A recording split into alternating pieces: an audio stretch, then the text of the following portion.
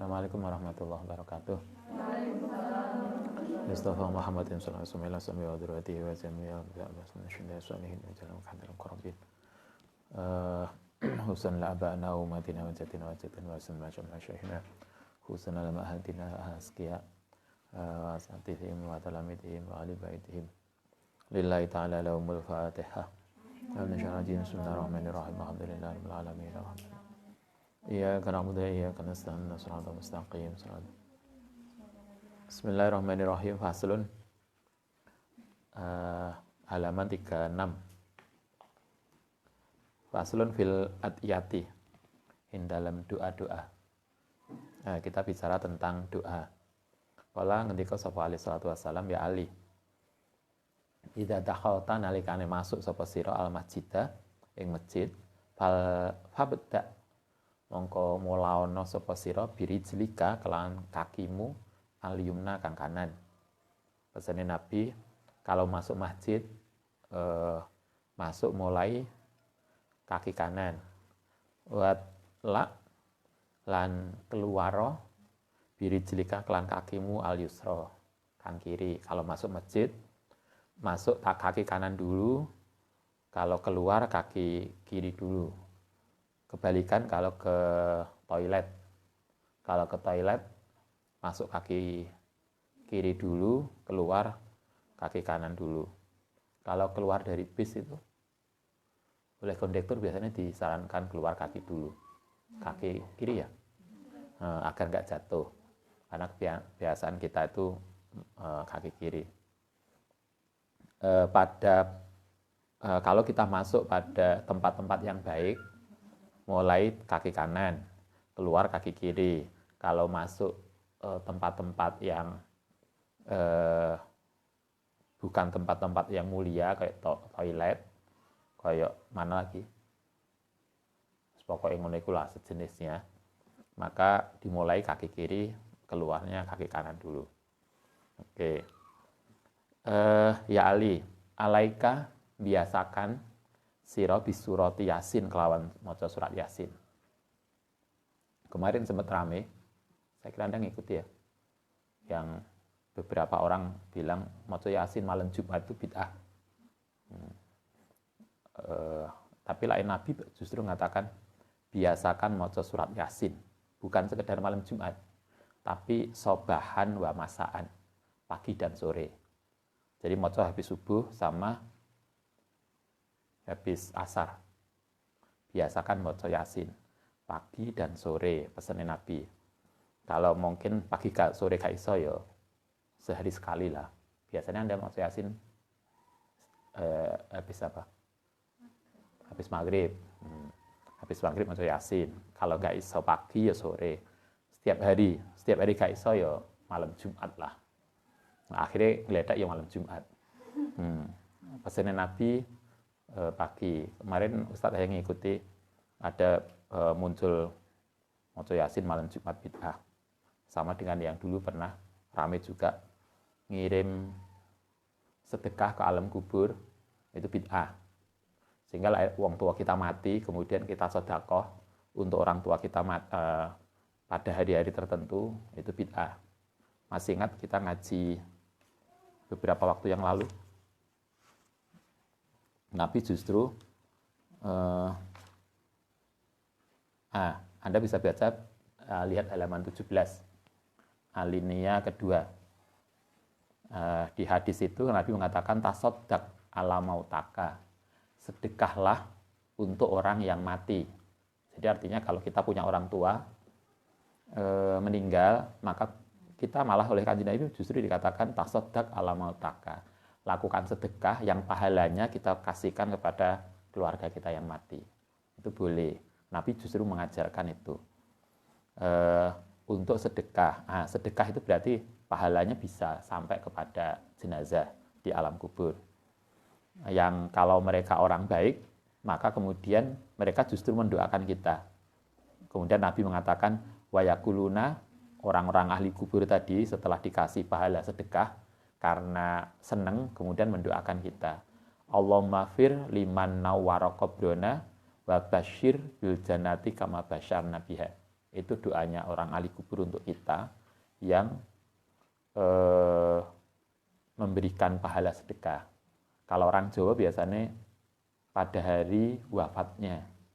Orang Jawa hari wafatnya misalnya kita punya mbah kita mati, meninggal hari gimana waktu itu?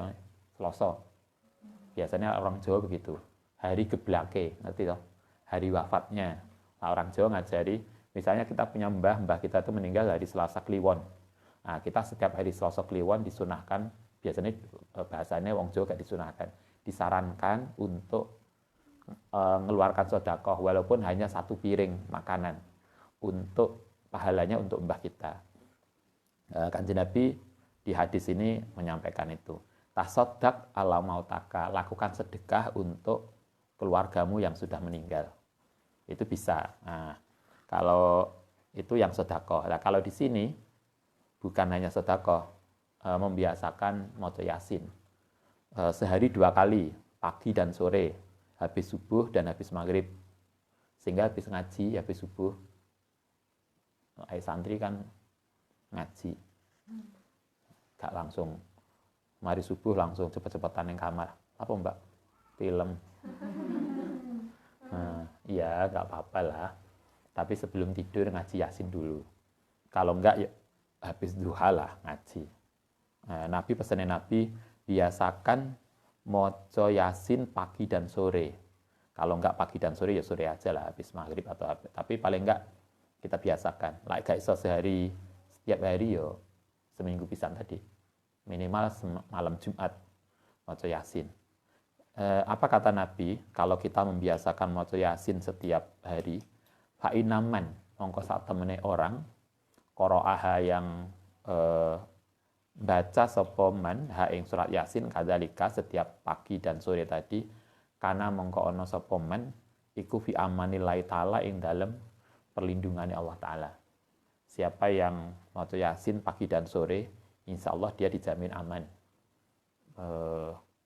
Mungkin kalau ini lagi musibah, lagi ada wabah, kalau kita baca Yasin setiap hari, insya Allah kita aman dari musibah atau bencana COVID, mungkin begitu.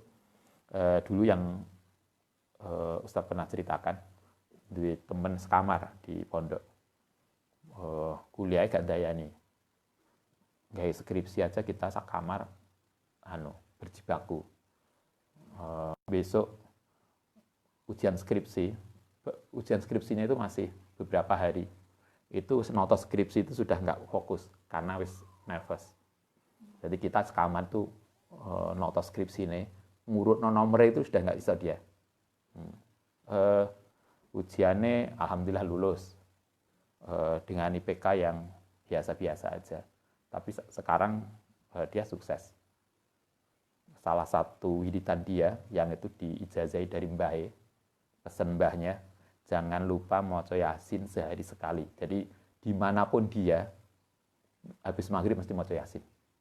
Suatu ketika pernah kita ajak ke Jogja, yang terminal, maghriban yang terminal itu nggak mau dia naik bis sebelum dia Yasinan dulu. Itulah fadilah Yasin. Nah, di sini Kanjeng Nabi nyampaikan siapa yang biasa maca Yasin sehari 2 kali, pagi dan sore, insya Allah dia aman, dijaga oleh Allah SWT. Itu fadilah Yasin. Yang kedua, ya Ali, man qara'a surat Al-Hasr. Surat Al-Hasr ya, ngerti toh? Nanti dilihat di juz 28, surat ke-59. Di surat Al-Quran urutan nomor 59. Hanya berapa ya? Hanya 30 ayat. Akean Yasin sih. Yasin kan 80 lebih. Surat Al-Hasr itu hanya 30-an ayat. Nah, katakan Nabi, siapa yang membaca surat Hasr kula lailatin setiap malam. Setiap malam maca surat Al-Hasr. Nanti dilihat juz 28 urutan surat ke-59. Maka kufia, maka akan dijaga sarot dunia ing keburukan dunia wal akhirah. Siapa yang membiasakan maca surat Hasr setiap malam, insya Allah kata Nabi dia akan dijaga dari keburukan duniawi dan akhirat. Sehingga insya Allah selama di dunia dia hidup, insya Allah dia lancar-lancar aja. Nggak pernah ada sedih, nggak pernah ada kena sesuatu yang nggak baik. Tapi mocone setiap malam. Bukan, yo kalau kayak setiap malam yo seminggu pisan lah. Kayak seminggu pisan yo aja suwe-suwe. Biasalah, kita kan malam Jumat santri kan gentian tau maca surat apa. Kayaknya hasar ini jarang kita baca ya. Atau nggak pernah? Kayaknya perlu diidentifikasi. Yang kita biasa baca kan mulku, waqiah, apa lagi? Rahman, tahfi. Nah, salah satunya kayaknya al-hasar perlu dimasukkan. Jarang banget. Surat al-hasar kan nggak banyak. Ustadz tadi lihat hanya 3 bulan nggak nyampe atau 30-an lah. Nanti dicek. Nah, siapa yang membaca surat hasar setiap malam, katakan Nabi, dia akan dijaga dari keburukan dunia dan akhirat. Insya Allah kehidupan di dunia dan akhirat akan lancar. Kita lanjutkan. Ya Ali, man sapane wong qara'a yang maca sepan surat al-Baqarah, yang surat Baqarah. Nah, sekarang Baqarah kayaknya agak ini. Mungkin sebulan sekali lah atau seminggu pisan. Baqarah itu hanya berapa? Paling 2 juz ya. Kayaknya Baqarah itu kan mulai awal sampai juz ketiga. Jadi 2 juz lebih dikit lah. Lailatul Jumat, malam Jumat. Ini melani Kanjeng Nabi hanya seminggu pisan. Surat Baqarah itu diwaca. Kalau asar tiap-tiap malam, Yasin pagi dan sore, Al-Baqarah hanya seminggu sekali, malam Jumat saja. Apa fadilahnya maca surat Baqarah? Tola'a, mongko bakal muncul, terbit, lahu ketiman apa nurun, cahaya, ma baina sama antarane langit, asabiat yang 7, ila tahtal ardi, bumi yang paling bawah. Fadilah maca surat Baqarah malam Jumat adalah insya Allah kita itu oleh Allah Ta'ala diberikan badan kita itu bercahaya sehingga malaikat tahu tentang kita. Itu fadilah maca Baqarah. Kemudian seterusnya waman qara'a man sapane wong qara'a kang maca sapa man surat Ad-Dukhan. Surat Ad-Dukhan juga jarang kita baca. Surat Al-Mulku. Nah, yang sering. Siapa yang maca surat Mulku dan Dukhan. Lailatul Jumat juga, malam Jumat, berarti seminggu pisan jatahe. Kalau kita identifikasi, misalnya nanti dibuat ini untuk kegiatan malam Jumat, digawe urutan, Jumat pertama maca apa, Jumat kedua maca apa. Sehingga paling enggak sebulan sekali kita ada yang kita baca. Itu sebagai wiridan kita. Kanjeng Nabi menyampaikan siapa yang maca surat Mulku dan surat Dukhan Lailatul Jumat, malam Jumat, ghafara mongko ngampuni sapa Allah dzunubahu ing dosane men. Dosa kita insyaallah diampuni. Kan luar biasa, enggak usah istighfar. Arek maca bareng-bareng, koncone sing suarane banter kita suarane pelan, karo slenden. Kan wis ketut. Dukhan dan Mulku. Wakafa lan dijaga sapa man fitnatal qabri ing fitnah kubur. Tidak hanya ini fadilah Mulku lah ya. Mulku malam setiap minggu kak pisan. Mulku dan Dukhan, satu fadilahnya adalah dosa kita insya Allah diampuni Allah. Yang kedua, insya Allah kita akan dijaga dari fitnah kubur. Artinya kalau fitnah kubur kita aman, insya Allah kan akhiratnya jelas. Salah satu yang luar biasa itu kan dikubur. Kalau kita amalnya baik, kuburnya selamat, insya Allah selamat. Tapi kalau kuburnya nggak selamat kan penderitaan sampai kiamat. Insya Allah di kuburan kita akan dijaga. Baca surat Al-Mulku dan Dukhan. Kemudian waman sapane wong qara'a yang maca sapa man indamat jiihi nalikane mau tidur kate turu menjelang tidur wudu. Jadi kalau mau tidur wudu. Kemudian maca akhir ayat Al-Kahfi. Akhir surat Al-Kahfi itu apa? Aku jauh aku ini kan surat bukan Taubat itu. Al-Kahfi apa? Nah, lihat aja. Ada nggak Al-Qur'annya lihat? Ya nggak lupa. Akhir surat Al-Kahfi. Paling akhir. Nah ini. Kul innama ana basyarum mislukum yuha ilayya annama ilahukum ilahu wahid. Faman kana yarju liqa rabbi falyamal amalan sholihan wala yusyrik bi ibadati rabbi ahada. Satu ayat. Maca ini sebelum tidur, menjelang tidur. Kalau nggak hafal ditulis, diletakkan di bantal. Ini tadi jimat.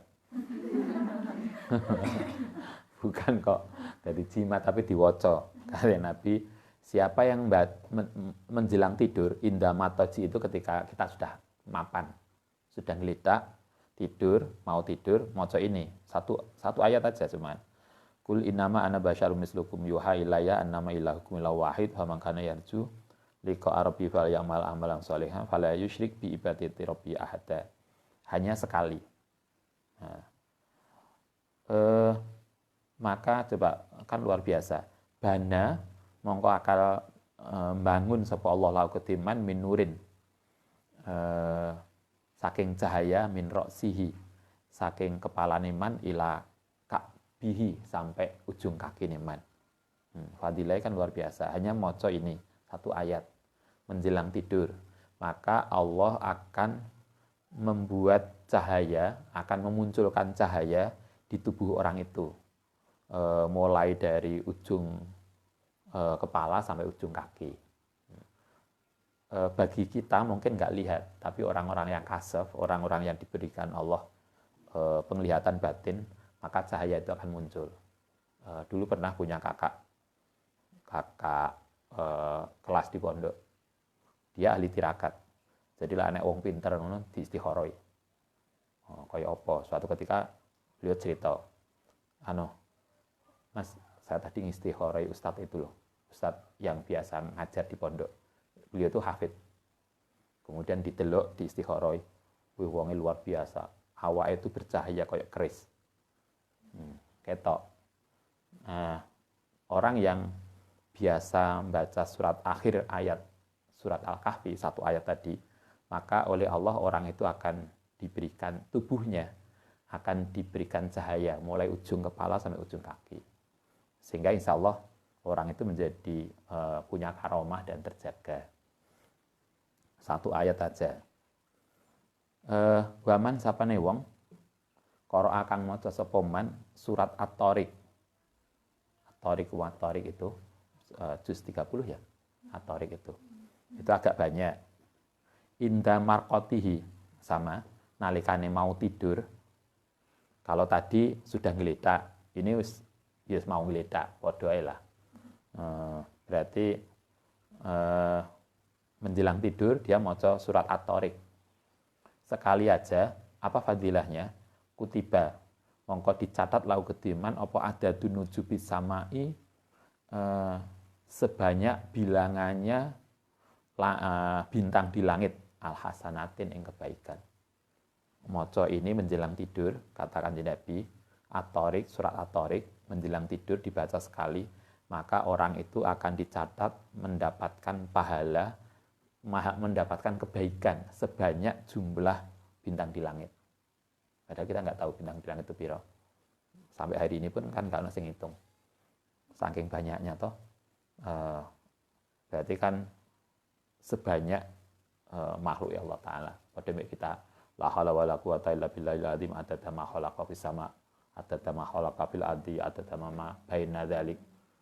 Kita itu loh maca selawat saakei, maca istighfar, maca Allahu Akbar sebanyak apa yang ada. Nah, di sini juga dikatakan siapa yang biasa maca surat At-Thariq menjelang tidur, maka insya Allah dia akan diberikan kebaikan bukan hanya 1, 2, 3, tapi sebanyak jumlah bintang di langit. Nah, yang kita nggak tahu jumlahnya piro, itu kan luar biasa. Kita lanjutkan.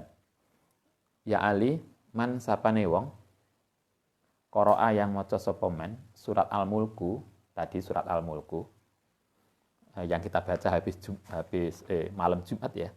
Surat Al-Mulku bareng surat Dukhon gandengane. Nah, ini setelah maca surat Mulku itu ada doanya. Wa ta'ala kemudian membaca baca doa baca qiraatiha setelah maca surat Mulku dan surat Dukhon, Mulku kalau di sini.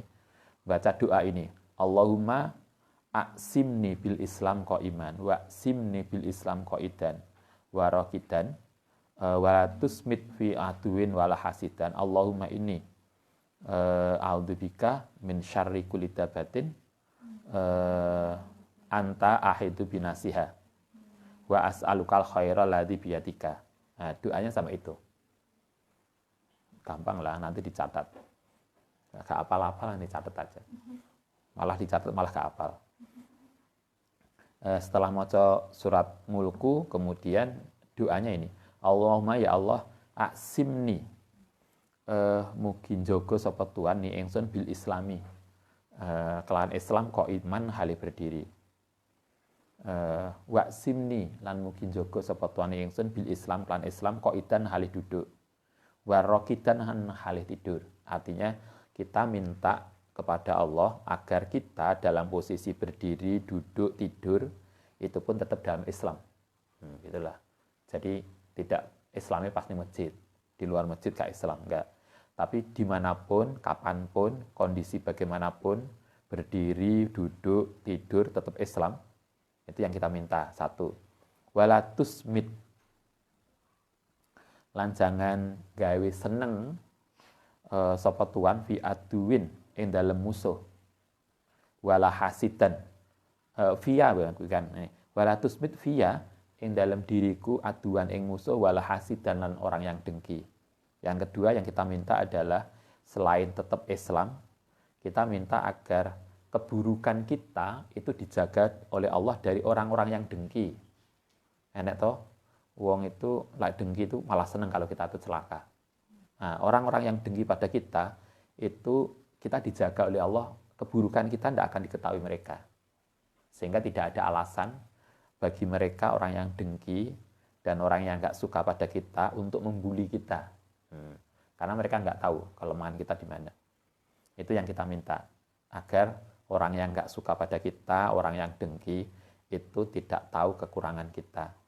Allahumma inni a'udzubika mohon perlindungan sapa ingsun bika kelan Tuhan min syarri kulli dabatin saking keburukan seluruh dabah binatang. Anta kang utahe Tuhan iku binasiatiha njogo sapa Tuhan ing dabah. Kita dijaga juga dari seluruh kejahatan binatang. Kemarin sempat ramai ular, banyak ular keluar toh beberapa waktu yang lalu. Ini bisa jadi doa. Kalau kita belajar hadis, pernah suatu ketika sahabat itu dicokot ulo, kemudian matur Nabi, ulo atau kalau jengking, di hadis itu saya lupa, nanti bisa dilihat. Kemudian Nabi mengijazahkan doa yang ada kita baca dalam rotib. Doanya itu. A'udzubillahi min kalimatil laitamati. Terus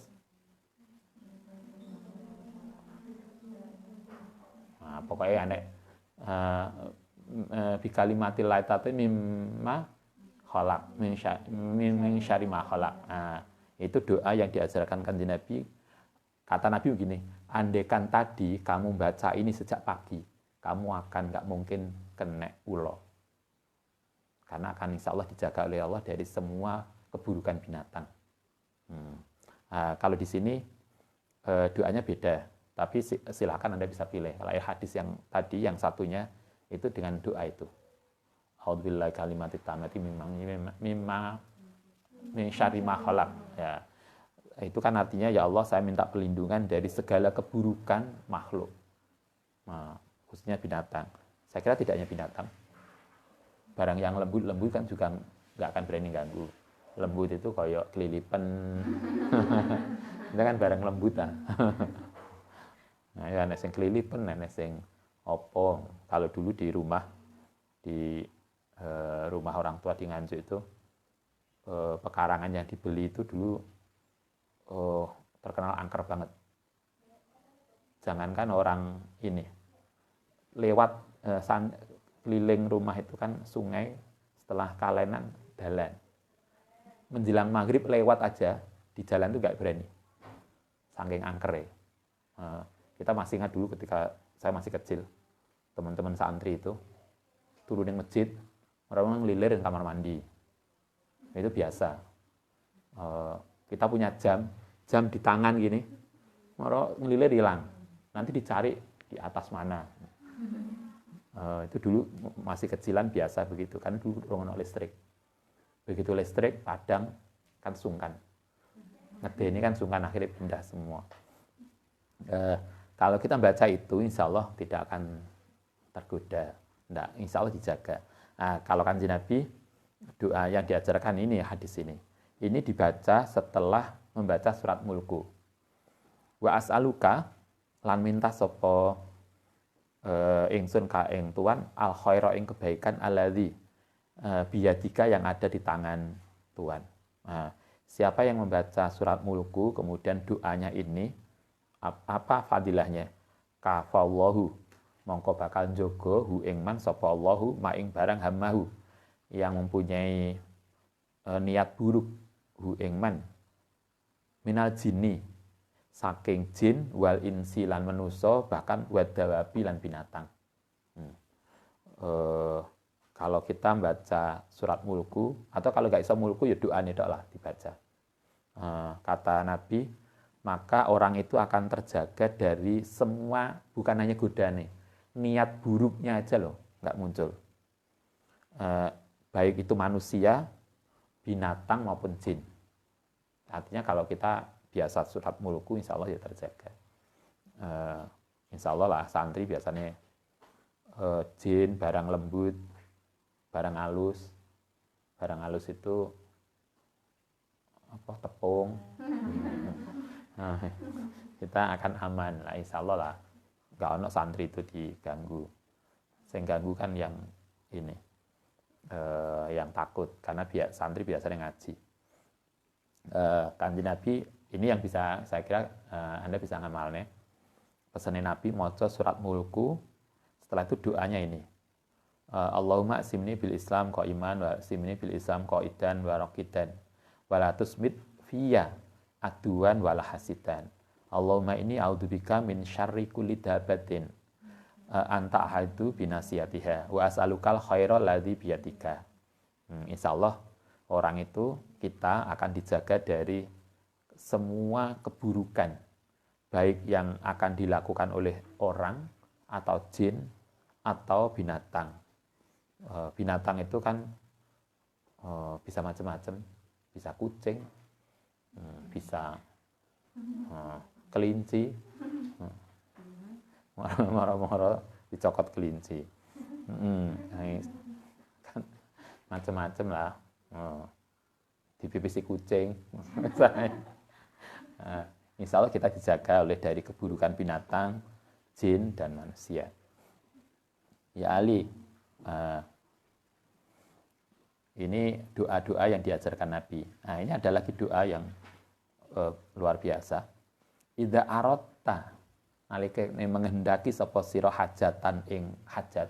Nah, katakan Nabi, kalau kamu punya hajat, pengen apalah, ya Allah saya ini sudah lulus S1, mau S2 ini belum memungkinkan, saya ingin kerja. Saya pengen kerja di tempat yang keren. Kan ada toh, kemarin ada teman dosen, saya pengen studi lanjut di kampus yang paling keren di Eropa. Itulah cita-citanya. Kok pokoknya mlebu lah. Enggak. Nah, itu bagus banget dia cerita, saya tuh pengen kemarin punya cita-cita studi lanjut di kampus terkeren di Eropa. Ternyata dia sukses, walaupun tidak di yang terkeren, tapi ranking atas dunia. Ngono lah santri itu cita-citanya. Atau Anda punya pengen kerjaan di tempat yang tempat kerja yang keren, sehingga kita itu ditakoni kerjanya nih Mbak di situ, wah hebat. Kerjanya nih Mbak di tempat kerja gitu gang, lebu gang yang mana? Ya suka keren belas. Misalnya, maksud saya bukan kita menghina yang itu enggak, tapi kalau punya keinginan yang tinggi, sehingga muduno itu cik tinggi. Gitu. Wis karepe wis gak tinggi. Begitu mudun, oleh pengirangan ditawar, mosok sakmono, iso gak mudun maneh. Ternyata gak ono ngisore maneh. Marilah kita cita-cita yang tinggi. Katakan Nabi, kalau kita punya hajat, punya keinginan, fakro, mongko maca sapa sira ayat kursi. Ayat kursi. Kalau kita punya kebutuhan, punya hajat, maka bacalah ayat kursi. Wad'u lan donga sapa sira Allah ing Allah bil humumi wal kurabi, ketika dalam waktu humum sedih, wal kurabi lan sempit. Jadi berarti perlu dibiasakan maca ayat kursi. Nah, kita kan biasa maca ayat kursi setelah sholat. Maca ayat kursi setelah sholat itu wiridan yang dilakukan Nabi. Anda masih ingat kita ngaji Bulughul Maram. Salah satu wiridan Nabi setelah sholat adalah baca ayat kursi. Kemudian baca subhanallah, alhamdulillah, Allahu akbar. Kemudian maca la ilaha illallah. Kalau ayat kursinya kita baca sekali.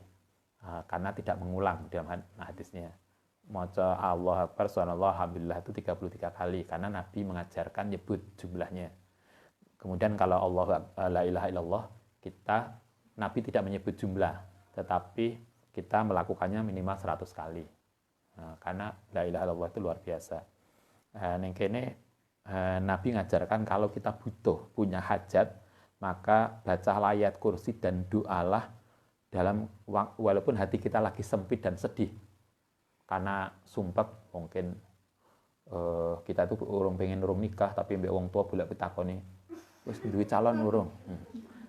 Salah satu yang pertanyaan yang mengerikan ketika lebaran kan kapan nikah? Itu pertanyaan yang mengerikan katanya. Kita punya butuh itu dalam kondisi sempit, susah, baca ayat kursi kemudian doa ini. Ya Hayyu ya Qayyum la ilaha illa anta bi rahmatika astaghits faghfirli wa aslih li sya'ni wa farrij hammi. Doanya enggak banyak. Jadi mau ayat kursi, setelah ayat kursi mau doa ini. Ya Hayyu ya Qayyum la ilaha illa anta bi rahmatika astaghits faghfirli wa aslih li sya'ni wa farrij hammi. Itu doa yang kalau kita punya hajat yang besar, membaca ayat kursi mungkin sebanyak-banyak yang kita bisa, kemudian doanya ini yang itu dibaca setiap saat. Ya Hayyu ya Qayyum la ilaha illa anta, ya Hayyu ya Qayyum la ilaha illa anta bi rahmatika astaghits. Bi rahmatika kelan rahmat Tuhan astaghits, minta pertolongan sapa ingsun. Faghfirli, mugi ngampuni sapa Tuhan li ingsun, wa waslih lan mugi membuat baik sapa Tuhan li mari ingsun sakni ing keadaan ingsun. Wa farrij lan ngasih jalan keluar hami ing kesedihanku. Apa jaminannya kata Nabi? Yang biasa maca ayat kursi kemudian doanya ini, fa innallaha monggo sak temene Allah iku yaksifu akan membuka sapa Allah angka saking sira alhumuma ing sedih. Maka kegalauan kita itu insya Allah akan segera dihilangkan oleh Allah. Wis metu kuliah wis mari kate mulih sungkan akhirnya ning pondok. Ning pondok yo bingung karena gung segera dapat tempat beraktivitas. Doa ini mungkin selain ikhtiar lahir tentu, Doa ini bisa dibaca, semoga Allah kemudian memberikan jalan keluar. Yang pasti hadis ini mengatakan maca ayat kursi, kemudian maca doa ini, satu, jaminannya katakan Nabi, insya Allah kegalauan kita akan dihilangkan oleh Allah. Satu. Wa yufarij, lan akan ngasih jalan keluar, sapa Allah angka saking sira al-kuroba, ing kesempitan. Galau hilang, kesempitan hidup akan dicarikan jalan keluar. Yang buntu-buntu, gue ketemu calon imame, segera ketemu dok. Iya apa? Udah ketemu, mau ketemu dok dungane, salah donga. Nah, insya Allah kesempitan hidup akan diberikan jalan keluar. Yang ketiga, wayak di akan memenuhi sapa Allah laka maring sira al hawaija ing hajat. Kanjeng Nabi hadisnya bukan hajat, hawaid. Hawaid itu berarti jamak dari hajat. Insya Allah semua kebutuhan kita akan dipenuhi oleh Allah Subhanahu wa taala. Doanya itu maca ayat kursi kemudian donga ini. Kadang kita itu jak wiridan, mari sholat wiridan kok sepi kan suara. Apalagi hak subuh. Iki enak makmume apa enggak to kita nih. Biasakan maca ayat kursi. Kemudian nanti itu berarti fadilah ayat kursi. Kemudian doa ini. Ya Hayyu ya Qayyum la ilaha illa anta bi rahmatika astaghits waghfirli wa aslih li sya'ni wa farij hammi. Jaminan Kanjeng Nabi 3. Satu, kegalauan hati akan dibuka, dihilangkan. Yang kedua, kesempitan hidup akan dijadikan jalan keluar. Yang ketiga, insya Allah hajat-hajat kita akan dipenuhi oleh Allah Subhanahu wa taala. Anda bisa selain usaha lahir, kita berusaha dengan doa. Salah satu doa yang diajarkan Nabi untuk kalau kita punya hajat itu ada ini. Tentu di hadis lain banyak, tetapi yang kita baca ini adalah doa yang diajarkan Nabi. Insya Allah mustajabah. Semoga bermanfaat. Kita bisa mengingat, bisa menerapkan. Al-Fatihah.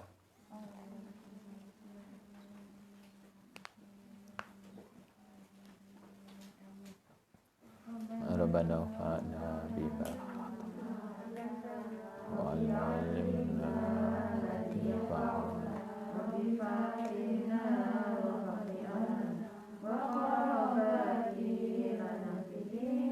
Rabbana fa'na bima 'allamtana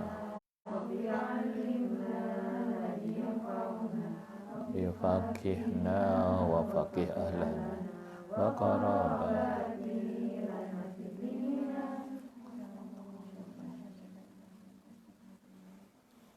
Assalamualaikum warahmatullahi wabarakatuh.